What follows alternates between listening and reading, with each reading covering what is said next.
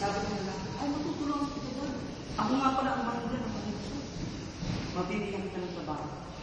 Sabi ng lalaki manager, napansin mo ba yung pulungan sa gawin ito, tabi ng leon? Ito yung pulungan ng mga gulila. Pwede kitang tulungan, bigyan ng trabaho. Sa totoo lang, wala tayong gulila naman. Kung mag-i-import pa ng gobyerno natin, milyones ang halaga. Ang ibibigay ko sa yung sweldo, may walang tatawa. Ang ibibigay ko sa yung sweldo, 3 beses ito sa dati mong sweldo. Ano ba, malaki na. Sabi niya, ano naman gagawin ko po?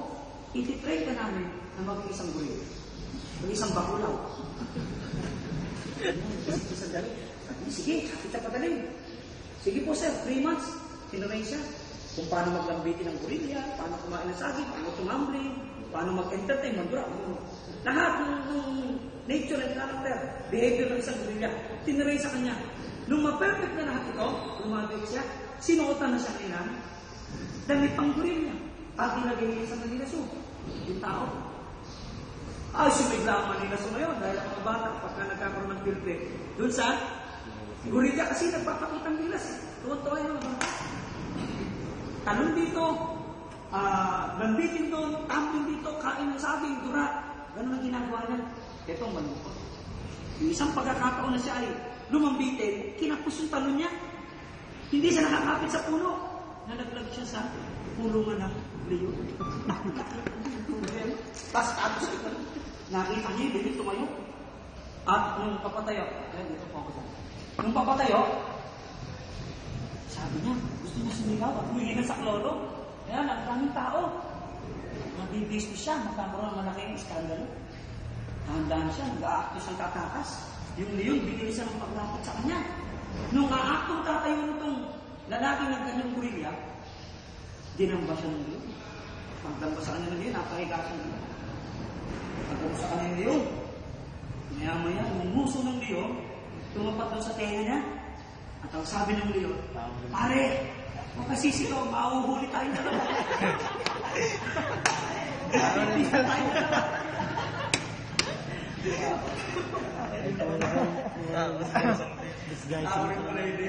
Thanks, guys. Nakatawa, no? Alam niyo anong moral lesson doon? Simple lang. Pag hindi mo minahanap trabaho, time will come, kahit ano ka lang maging trabaho. Pag hindi niyo minahanap trabaho, time will come, kahit anong nakakapit, kapit sa mga. Your career, your position, your job, as of now, is God's gift. Regalo na Diyos sa inyo. Mahalin niya yan. Pahalagahan niya. That is your bread and butter for your family and for yourself. Amen? Amen. Kundi, baka mapunta kayo sa Manila at mapabi na kayo sa magpupulo. Kahit ano na lang. You see, kahit na mababa ang mura, hindi mo tao ka, ginawa kang munggoy, para lang may maibuhay ka. You see, bakit wala nang tumanggap sa kanya eh? Bukod sa may edad na siya, binigyan niyo kanya track record ng lima. You see? Sabi niya siya, kung mababang batang edad kayo, alam niya sa pag-aaral yan, pag ang edad mo 25 years old, wala ka na karapatan, mamili pa ng trabaho. Sa edad mo na 20. Dahil yung mga susunod na edad mo, baka wala nang tumanggap sa'yo. Dahil marami namang location niya. Kaya nga, mapalad kayo, niloob ng Diyos, kayo ay maging ganap na alagad ng Diyos. Amen? Amen. You must be proud.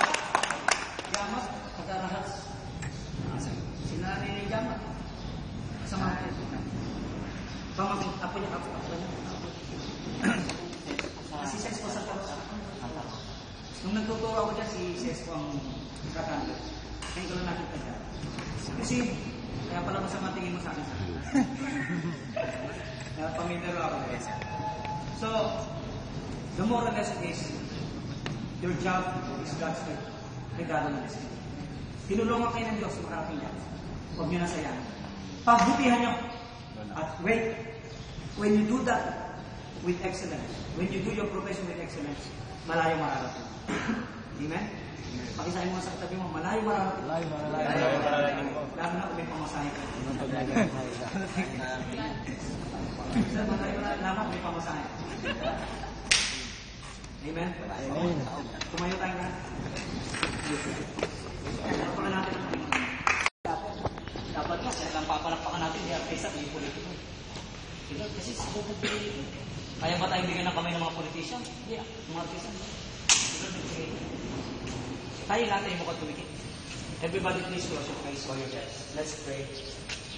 Sumunod kayo sa panalangin ko. Buksan niyo ang bibig niyo. Gawin niyo kung galing sa puso niyo.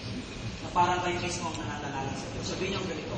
Panginoong Jesus, inaamin ko po na hindi ko kayang baguhin ang aking sarili. Kailangan ko kita sa aking buhay. Lumalapit ako sa iyo na isang makasalanan.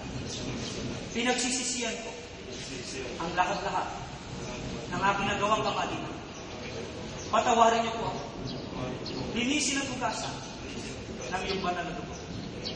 Sa oras na ito, binubuksan ko ang pintuan ng aking puso, ng aking buhay.